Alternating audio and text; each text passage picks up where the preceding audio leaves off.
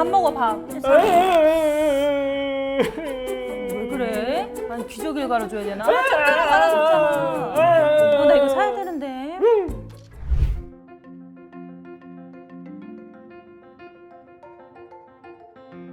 안녕하세요. 골든클래스 육아데디 이강식입니다. 우! 오늘 골든클래스가요, 새로운 주제로 새로운 분과 함께 새롭게 여러분들 만나 뵙기 위해서 새 단장을 했습니다. 이렇게 시청해주신 모든 분들 진심으로 감사합니다. 네. 건강한 아이를 위해서 기본이 먹거리라면요, 이제는 올바른 아이를 위한 기본은 교육 아니겠습니까? 그래서 여러분들 가장 관심이 있어 할 교육에 대한 다양한 주제를 가지고 오늘부터 여러분들과 함께 하도록 하겠습니다. 이 막중한 임무를 띠고 이 자리에 오신 분을 제가 소개해 드릴 텐데요. 제가 이분을 뵈면요, 와, 감탄사가 절로 나오는 분입니다. 아이와 엄마가 함께 행복해지는 감탄 육아의 저자이자 러닝그로잉 연구소 대표이신 이유정 대표님을 모시겠습니다. 안녕하세요. 네, 안녕하세요, 반갑습니다. 대표님. 네, 안녕하세요. 러닝그로잉 연구소 이유정입니다. 격렬히 환영합니다. 감사합니다. 아, 저는 진짜 오늘 굉장히 많이 기대를 하고 네, 왔거든요. 그러셨어요. 아, 그런데 제가 좀 재밌는 게요, 네. 러닝그로잉 이름이 뭐 이렇게 뛰는 모습을 그린다 뭐 그런 건가요? 어떤 연구소인지 네. 소개 좀 해주시겠어요? 네, 저희 러닝그로잉 연구소는 뛰는 거 아니고요. 러닝, 학습과 그로잉, 성장, 이 두 가지에 굉장히 관심이 많은 연구소입니다. 그래서 우리가 학습을 생각하면 네. 학습은 방법이 중요하거든요. 어떻게 배우냐, 무섭게 배우는 거냐, 재밌게 배우는 거냐에 따라서 이 학습되는 정도도 다르고 차이가 많이 나게 돼요. 그래서 학습의 방법과 그리고 성장에는 방향이 중요합니다. 어디로 성장할 거냐.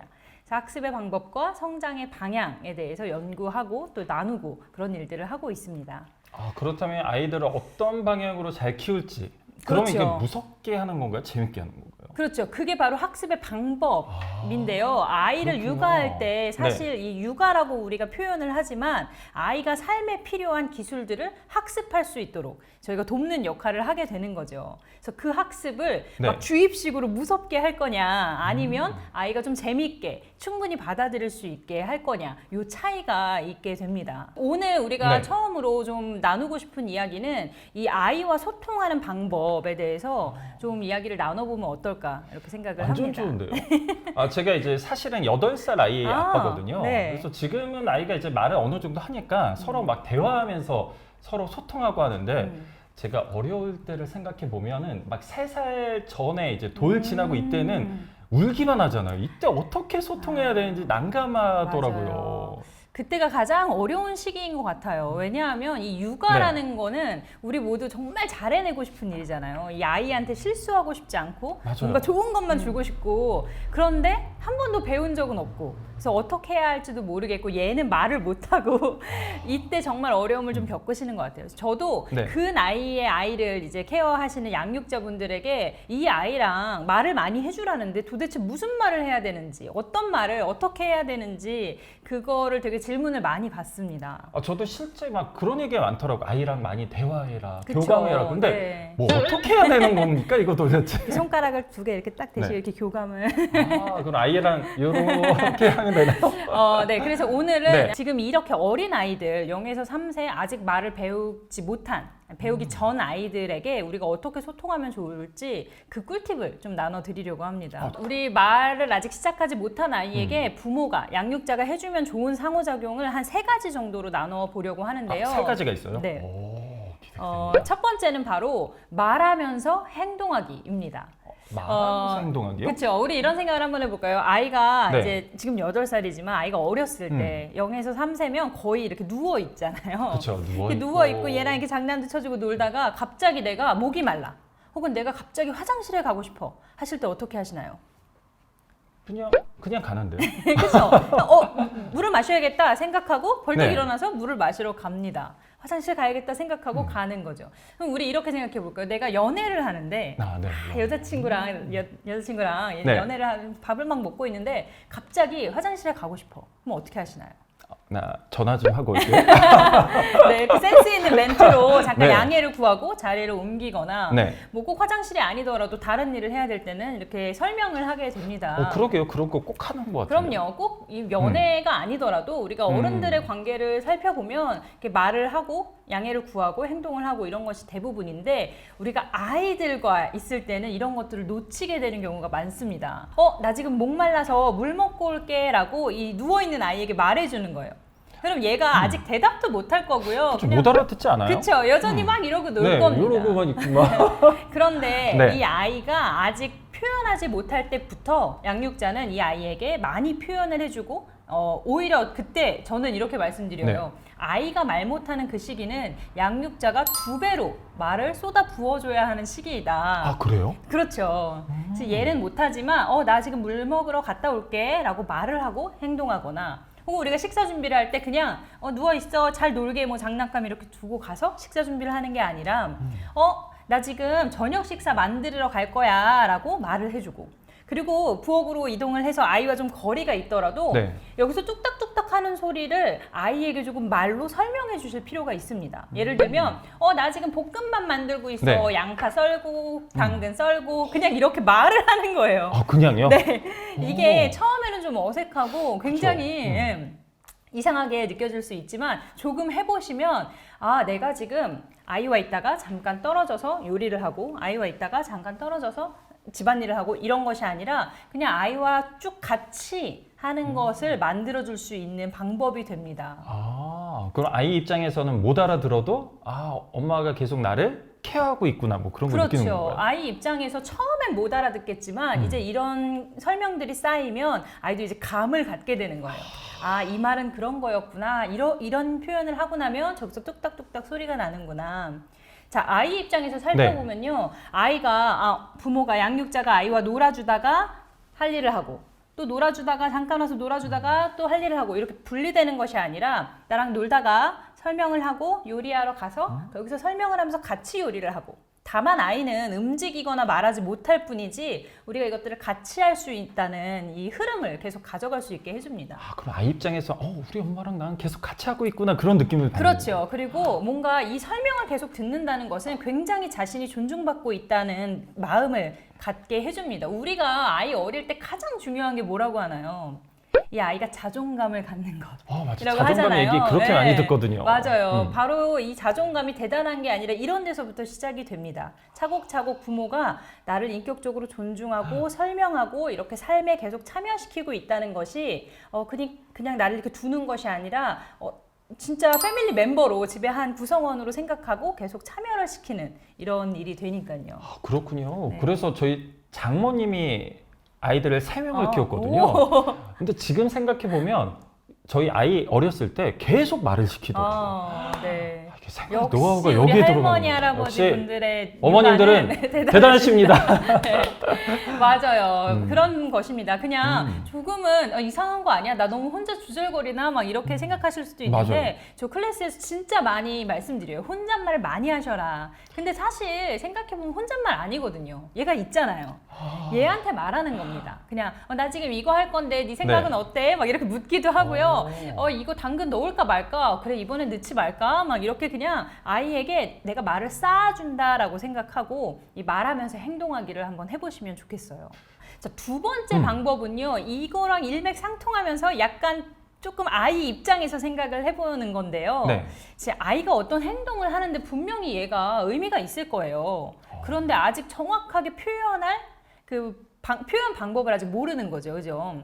그냥 밥 먹고 싶을 때도 이러고, 그렇죠. 계속 화장실 가고 싶을 때도 이러고, 물론 뭐 자세히 살펴보면 조금 표현이 다르긴 네. 한데 아직은 어떻게 말해야 되는지 어떻게 행동해야 되는지 아이가 모르고 그냥 하는 행동들이 많습니다. 그래서 그때 또 양육자가 해주시면 좋은 것은 바로 아이의 행동을 읽어주는 일입니다. 읽어주고요? 네, 아이의 행동을 읽어준다라고 표현을 하는데요. 그러니까 아이가 막 발차기를 하면 이렇게 쳐다보면서 얘 왜 이러지? 배가 고픈 건가? 불편한가? 노는 건가? 그냥 이렇게 혼자 생각을 하지 마시고 아이의 행동이 눈에 보이는 대로 읽어주시는 거예요. 보이는 대로? 발을 뻥 차는구나. 발이 여기까지 왔구나. 우와, 손도 이만큼 들었네. 으앙으앙 소리를 냈어. 라고 그냥 아이가 하는 어떤 행동들을 읽어주시는 거예요. 그러면서 이제 뭐 아이가 어떤 필요가 있어서 하는 것 같다 하면은 네.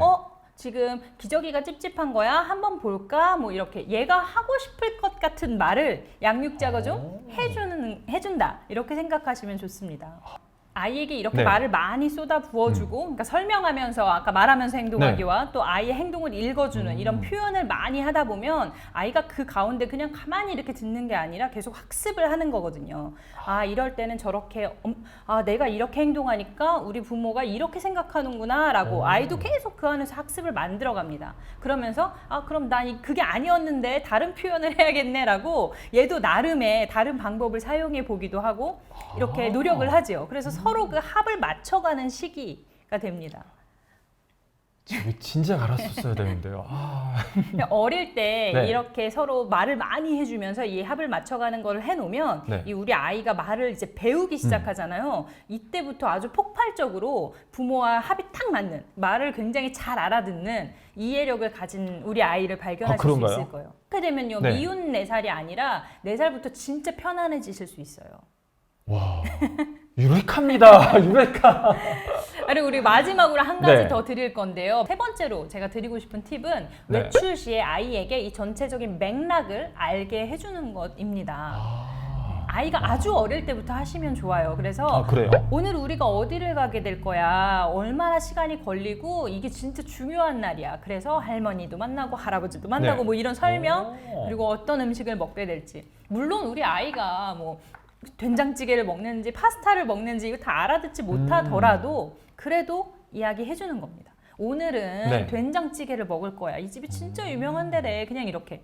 이게 어떻게 보면 아까 말하면서 행동하는 또 연결이 되지요. 그래서 외출할 때 이 큰 맥락을 알게 해주고 네. 이 레스토랑에 도착했다. 외출지에 도착했을 때에도 우리가 서로 이렇게 만나면요. 네. 한 사람 여기 앉혀놓고 한 사람 5명 친구가 만났는데 5명 친구 중에 한 명은 조용히 계속 밥만 먹고 있어.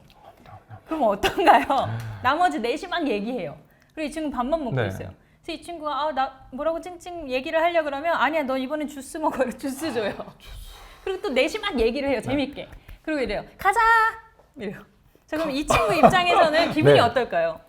나 여기 왜 왔지? 그쵸. 나 뭐지? 막. 굉장히 불편한 기분이 들 거예요. 그쵸. 그리고 다음에 이 모임을 또 가고 싶을까요? 아니요. 전혀 다시 안 만나고 싶을 거예요.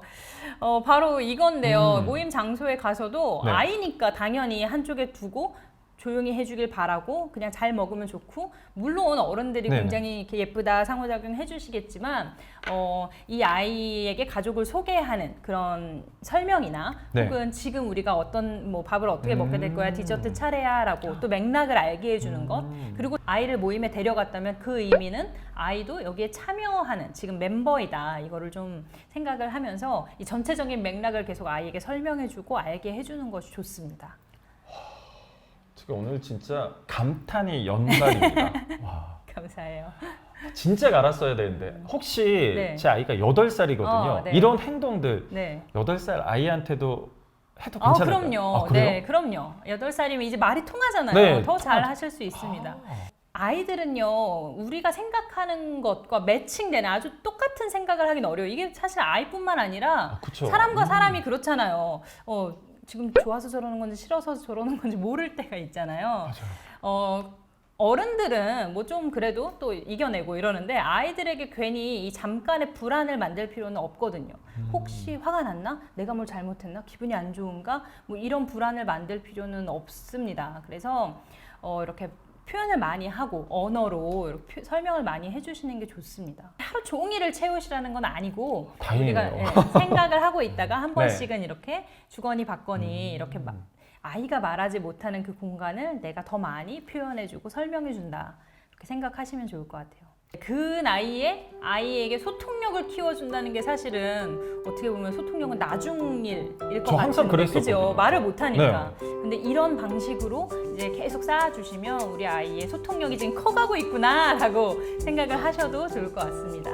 알겠습니다. 정말 감사합니다. 여러분들 그 말하며 행동하기, 아이의 행동 읽어주기, 그리고 외출 시 맥락을 꼭 알게 해주기 이 세 가지 꼭 기억하셨다가요. 지금 우리 아이와 소통이 풍부한 그런 하루하루를 보내시면 좋겠습니다. 네. 이렇게 오늘 함께 해봤는데 어떠셨어요? 네, 제 이야기가 도움이 되셨으면 좋겠습니다. 네. 우리 아이들 키우면서 궁금한 게 있는데 요즘 근데 정보가 많잖아요. 그래서 네, 정보를 맞아요. 많이 보시고 책도 보시고 수업도 듣고 하시긴 하시는데 이제 사실 포인트는 얼마나 정보를 많이 얻느냐가 아니라 내가 얼마나 실천하느냐에 있거든요. 그래서 오늘 나눈 이야기들 사실 생각해보면 그렇게 어려운 일이 아니니까 꼭 한번 가정에서 해보시면 좋겠다는 생각이 듭니다. 네, 와. 여러분들 꼭 오늘 3가지 어려운 거 아니니까요. 꼭 실천해 보시길 바라고요. 행복한 하루 되셨으면 좋겠습니다. 그럼 골든 클래스 다음에 유아 교육으로 다양한 이야기들 여러분들과 함께 할 수 있도록 하겠습니다. 오늘도 우리 아이와 행복하세요. 행복하세요.